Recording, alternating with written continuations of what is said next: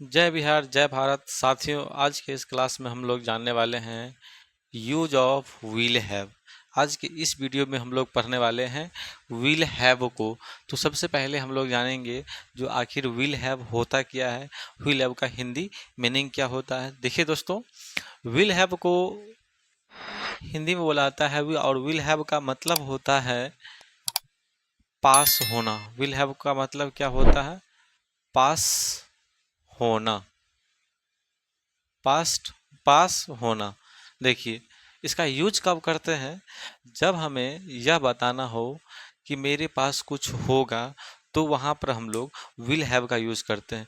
कहाँ करते हैं? जब हमें बताना हो कि मेरे पास कुछ होगा, तो वहाँ पर हम लोग विल हैव का यूज करते हैं। देखिए दोस्तों, ये जो है पार्ट 3 है, लेक्चर 3 है। पार्ट 1 में हम लोग पढ़े थे use of has have. Part second में हम लोग पढ़े थे यूज ऑफ हैड, यानी हैड का यूज हम लोग उसमें पास्ट में देख लिए थे। इस लेक्चर 3 में, यानी ये जो है लेक्चर 3 है, और इस लेक्चर 3 में जो है सो हम लोग पढ़ने वाले हैं विल हैव। विल हैव का मतलब तो पता ही हो गया। जो विल हैव का मतलब होता है पास होना। यदि आप लोग इससे पीछे का वीडियो नहीं देखे हैं, तो डिस्क्रिप्शन में दोनों वीडियो का लिंक दिया गया है, पार्ट 1 पार्ट 2 दोनों का दिया गया है। आप वहां से उस वीडियो को देख के फिर इजीली इस वीडियो को आप आसानी से समझ सकते हैं।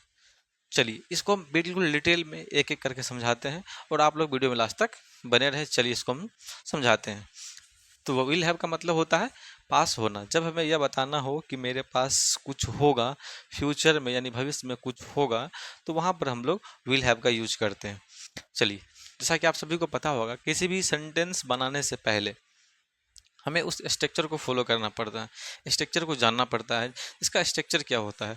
इसका जो स्ट्रक्चर हो जाता है, इसका जो पैटर्न हो जाता है, वो पैटर्न हो जाएगा। सबसे पहले इसमें लगाना होगा सब्जेक्ट, सब्जेक्ट के बाद लगाना होगा विल, विल के बाद लगाना होगा हैव, फिर लगाना होगा ऑब्जेक्ट।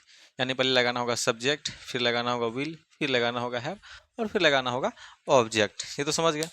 अब चलिए, हम कुछ एग्जाम्पल यहाँ लिए हैं और इस एग्जाम्पल को सॉल्व करते हैं, ताकि आपको पता चल पाएगा कहाँ पे सब्जेक्ट लगाते हैं, कहाँ पे विल लगाते हैं, कहाँ पे हैव लगाते हैं और कहाँ पर ऑब्जेक्ट लगाते हैं। जैसा कि मेरे पास क्वेश्चन है, मेरे पास गाड़ी होगा। तो यहाँ पर देखिए, ये सब्जेक्ट है मेरे, तो मेरे का क्या होता है? आई होता है। ठीक है। अब यहाँ देखिए, एक कन्फ्यूजन होगा यहाँ पे। हमारे पास हेल्पिंग वर्ब तो विल हैव है, हमारे पास हेल्पिंग वर्ब जो है वो विल और हैव है। तो सब्जेक्ट तो हमारे पास दो प्रकार का होता है। जैसा कि आपको सभी से पहले, आप सभी को पहले से पता होगा, सब्जेक्ट हमारे पास दो होता है। एक होता है सिंगुलर, दूसरा होता है प्लुरल। यानी सिंगुलर और प्लुरल। सिंगुलर का मतलब होता है एक वचन, और प्लुरल का मतलब होता है बहुवचन, यानी एक से जो ज़्यादा होता है वो प्लुरल होता है। तो यहाँ पर हमारे पास हेल्पिंग वर्ब तो एक ही है। तो चाहे सब्जेक्ट सिंगुलर हो, चाहे सब्जेक्ट प्लुरल हो, दोनों के साथ हम लोग विल हैव का ही यूज करेंगे। तो चलिए, इसको सॉल्व करते हैं। तो मेरे पास गाड़ी होगा, तो आई होगा। तो फिर ये होगा के लिए क्या लगाएंगे यहाँ पर? विल। ठीक है। और पास के लिए क्या लगाएंगे? हैव। क्या होगा? गाड़ी।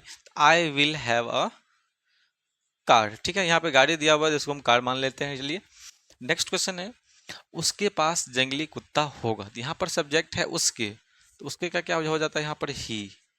ठीक है। होगा के लिए लगाएंगे विल, पास के लिए लगाएंगे हैव। ही विल हैव जंगली कुत्ता। जंगली कुत्ता को क्या बोला जाता है?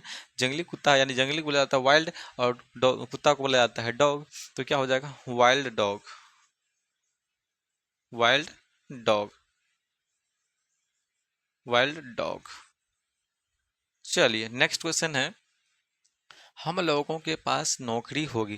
फ्यूचर में हम लोग बताते हैं ना किसी को, जो पता है मुझे, मेरे पास नौकरी होगा। अभी तो है नहीं, लेकिन आने वाले समय में मेरे पास नौकरी होगा। तो इस सेंटेंस को हम लोग बनाएंगे, we will have, we will have job. We will have job.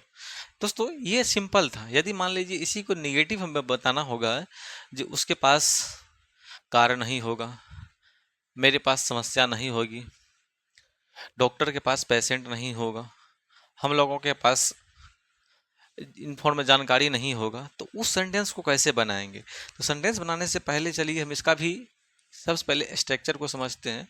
तो यहाँ पर देखिए, सबसे पहले इसमें भी सब्जेक्ट लगाना है, फिर आपको विल लगाना होगा, और यहाँ पर फिर नॉट लगाना होगा, फिर हैव लगाना होगा, फिर ऑब्जेक्ट लगाना है। ठीक है, जैसे यहाँ पर देखिए, यहाँ पर क्या था, विल और हैव एक साथ आता था, और नेगेटिव में क्या होता है, इस विल और हैव के बीच में क्या चले आएगा, तो विल और हैव के बीच में चला आएगा यहाँ पर नॉट चला आएगा। ठीक है, चलिए इसको हम बनाते हैं। जैसा क्वेश्चन है, सोहन के पास साइकिल नहीं होगा, तो क्या हो जाएगा, Sohan will not have cycle. Sohan will not have cycle, Sohan के पास साइकिल नहीं हो। नेक्स्ट है, हम लोगों के पास समस्या नहीं होगा, तो क्या हो जाएगा यहाँ पर, we will not have problem. We will not have problem, हम लोगों के पास समस्या नहीं होगा। नेक्स्ट है, उसके पास जानकारी नहीं होगा, तो उसके पास जानकारी नहीं होगा तो क्या हो जाएगा, he will not have information.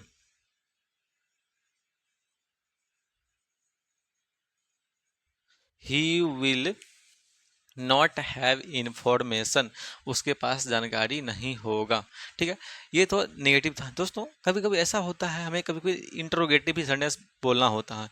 अब कैसे बोलना पड़ता है, अगर हमें बताना होगा तो क्या उसके पास कार होगा, क्या सोहन के पास रुपया होगा, या वे लोगों के पास, क्या वे लोगों के पास बाइक होगा। तो उस सेंटेंस को बनाने के लिए क्या करना पड़ता है, यहाँ पर जो हेल्पिंग वर्ब है विल, इस विल को जो है पहले लगाना है। ठीक है, फिर सब्जेक्ट को बाद में लगाना है, फिर हैव लगाना है, फिर ऑब्जेक्ट लगाना होगा। जैसे यहाँ पर क्वेश्चन, इसी क्वेश्चन को देखिए, जैसे अब एक क्वेश्चन यहाँ देते हैं, जैसे यहाँ देखिए क्वेश्चन यहाँ है, क्या उसके पास, क्या उसके पास रुपया होगा। क्वेश्चन है क्या उसके पास रुपया होगा, तो इसको कैसे बनाएंगे, तो यहाँ पर क्या होगा, इस क्या के लिए सबसे पहले लगाना होगा विल, तो यहाँ पर क्या हो जाएगा, will he have money, will he have money, क्या उसके पास रुपया होगा। यदि आपको इंट्रोगेटिव बनाना होगा तो इंट्रोगेटिव के लिए आपको क्या करना है, पहले हेल्पिंग वर्ब लगाना है, फिर सब्जेक्ट लगाना है, फिर हैव लगाना और फिर ऑब्जेक्ट को लगाना होगा, तो जाके आप इंट्रोगेटिव भी बना सकते हैं। देखिए दोस्तों, बहुत सारे बच्चे कमेंट करते हैं, सर आप बहुत स्लो पढ़ाते हैं, धीरे पढ़ाते हैं। देखिए मेरा मानना है कि प्रत्येक टॉपिक को अलग अलग पढ़ेंगे और छोटे छोटे पार्ट में करके पढ़ेंगे और बिल्कुल बेसिक से पढ़ेंगे, तब जाके हम इंग्लिश को समझ सकते हैं, सीख सकते हैं। इसीलिए मेरा कोशिश है जो आप लोगों को बिल्कुल बेसिक से बताते हैं।